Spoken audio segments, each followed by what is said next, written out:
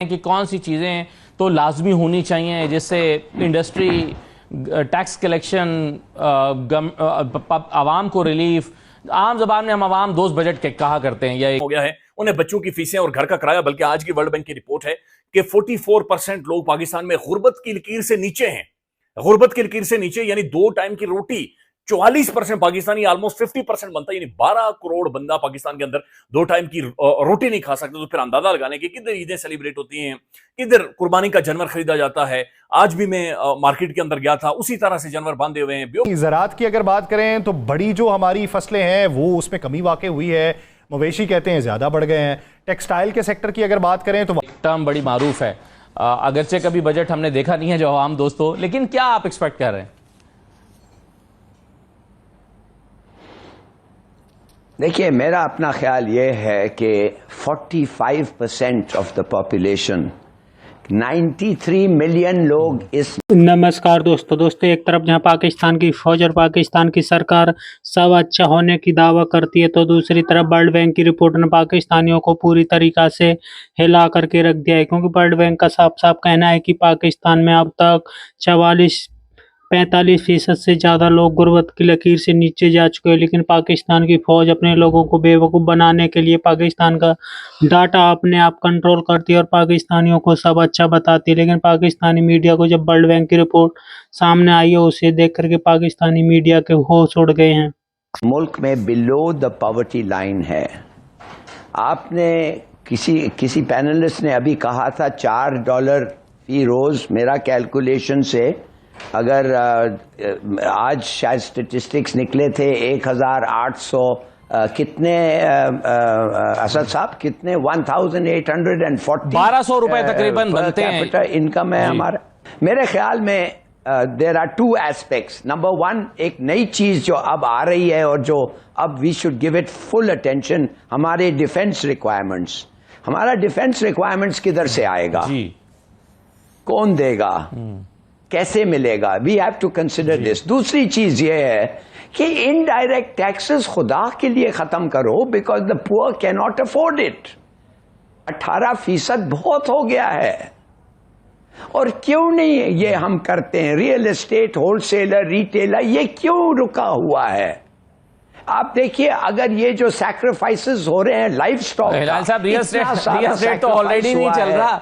अगर आप real estate पे मजीद आप टैक्सेस लगाते हैं, रियल स्टेट तो ऑलरेडी चल ही नहीं रहा। ये 2-3 साल से बैठा हुआ है सेक्टर। बिल्कुल नहीं बैठा हुआ है। अगर बैठा हुआ है तो the real estate, the people who own should pay, who have the money should pay more money. This is the whole point of taxation. Those who can should, those who cannot must not be, it cannot be extracted from them।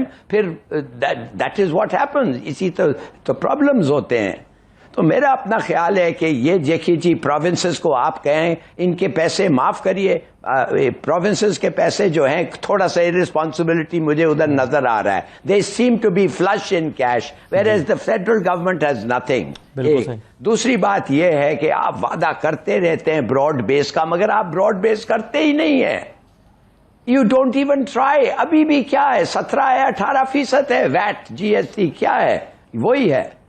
तो I just don't understand कि ये जो कुर्बानी हुए हैं, कुर्बानी आप लाखों, हाउ मेनी लैक्स एक जो चीज बिक रहा है, एक दमड़ी उस पर नहीं लग रही है टैक्स।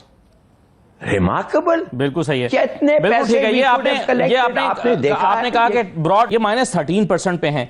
क्या वजह है आपके ख्याल में इसकी? देखिए, ज़राअत पे तो बड़ा सिंपल है, क्योंकि पिछले साल जब स्पोर्ट प्राइस गंदम के लिए ऐलान कर दिया गया था, उसके बाद जब किसान ने अपनी गंदम की फसल की कटाई कर ली, तो गो के स्पोर्ट प्राइस पॉलिसी के मैं भी खिलाफ था। उसको ख़त्म होना चाहिए था, लेकिन उसको इतना अब्रप्ट ख़त्म किया गया कि किसान की गंदम पड़ी रह गई।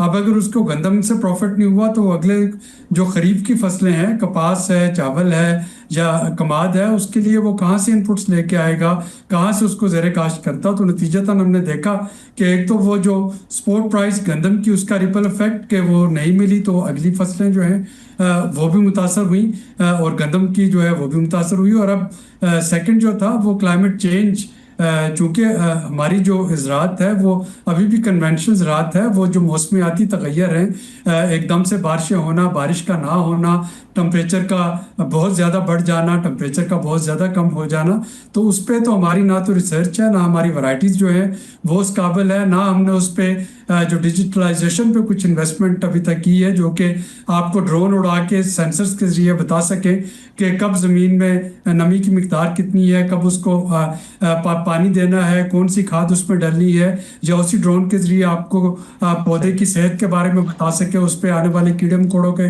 बारे में बता सके, और वही ड्रोन जो है आजकल स्प्रे कर रहे हैं और उसको ऑप्टिमाइज कर रहे हैं। तो ये जो बाकी तमाम जो रीजन है वो इस वक्त क्लाइमेट स्मार्ट एग्रीकल्चर पे शिफ्ट हो चुका है। पाकिस्तान में अभी इस पे काफ़ी काम होना ज़रूरी है। वहाँ पे भी ये दादोशुमार मीट नहीं हो पा रहे। तो जिस सेक्टर की उन्होंने बात की, जो गोल्स थे वो तो अचीव नहीं हुए, लेकिन जिसके ऊपर तवज्जो नहीं दी जाती थी या जिससे सरफे नज़र किया जाता था उसके अंदर बढ़ाव देखने में आया है। तो कितनी कामयाबी है ये हुकूमत की या कितनी नाकामी?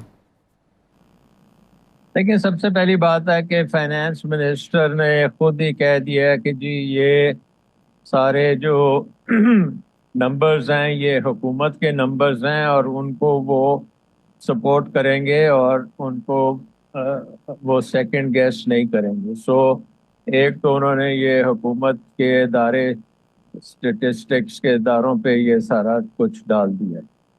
दूसरी चीज़ ये है कि पाकिस्तान एक इतना बड़ा मुल्क है, आपको पता है कि 5वां सबसे बड़ा आबादी के हिसाब से मुल्क है। पाकिस्तान में नौजवान जो हैं वो तकरीबन 70% 25-30 साल से कम उम्र के हैं। हर साल तकरीबन 30 लाख नौजवान उस एज ग्रुप में आते हैं जिसमें उनको रोज़गार की तलाश होती है। और जो अदाद शुमार आए हैं उसमें हमने देखा है कि इकोनॉमिक ग्रोथ जितनी टारगेट थी उससे भी कम हुई है। और जैसे आपने कहा कि हर चीज़ में गिरावट है एक्सेप्ट मवेशियों की 4% इजाफा हो गया है। तो ये सारे नंबर्स जो भी हैं ये इंडिकेट करते हैं कि पाकिस्तान की इकॉनमी जो है वो जमूद उस पे तारी है और वो रोज़गार नहीं बना रहे। आपको इकोनॉमिक ग्रोथ 7-8% चाहिए कि आपकी रोज़गार नौजवानों के लिए बने, लेकिन हम तो पिछले 3-4 साल हो गए हैं इसी जमूद में फंसे हुए हैं। और अगर आप देखें कि पिछले 4 बजट्स पहले मिफ्ता साहब का, फिर उसके बाद दार साहब का, फिर उसके बाद औरंगजेब साहब का, और ये उनका दूसरा बजट है, तो पाकिस्तान में बेहतरी तो नहीं आ रही। IMF ने आपकी इकॉनमी का गला दबाया हुआ है, उसकी वजह से आपका बैलेंस ऑफ पेमेंट का मसला हल हो गया है। थोड़ा बहुत करंट अकाउंट का डेफिसिट है वो सरप्लस में आ गया है और फिस्कल डेफिसिट भी कुछ आपने कम किया है और प्राइमरी सरप्लस बनाया है। लेकिन उसकी कीमत तो अवाम ने दी है ना, गरीब आदमी ने दी है जिसको कोई नौकरी नहीं मिल रही, जिसकी आमदन जो है वो आधी भी हो आधी से ज़्यादा उसकी कंजम्पशन पावर ख़त्म हो गई है, परचेसिंग पावर ख़त्म हो गई है। तो इस किस्म की स्टेबिलिटी को क्या करना है पाकिस्तान?